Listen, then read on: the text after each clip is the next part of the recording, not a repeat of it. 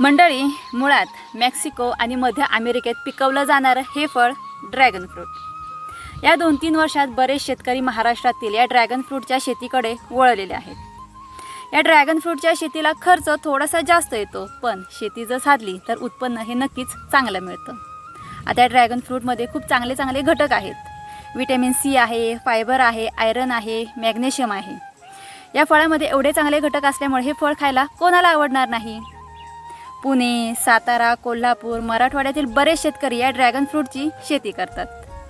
आता कोल्हापूरच्या एका शेतकऱ्यांनी आपल्याला हे ड्रॅगन फ्रूट पाठवलेले आहेत। या ड्रॅगन फ्रूटला बघूनच तोंडाला पाणी सुटतंय। चला कापूया आणि खाण्याचा आनंद घेऊया।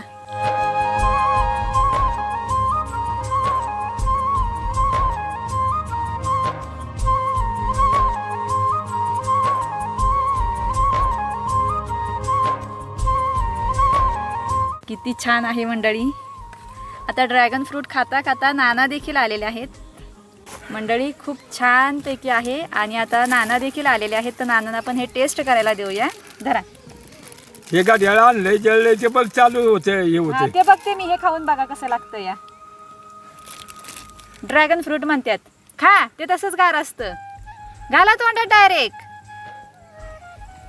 कसं लागतं या? चांगलं लागतंय मंडळी, आपण खाऊया। नाना म्हणतायत चांगलं लागतंय,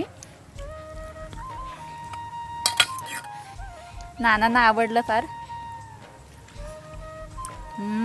मंडळी एक नंबर टेस्ट आहे खरंच। शेतकऱ्यांचे कष्ट खूप मोठे आहेत, म्हणून हे फळ चवीला एक नंबर लागतंय। एक नंबर ना नाना?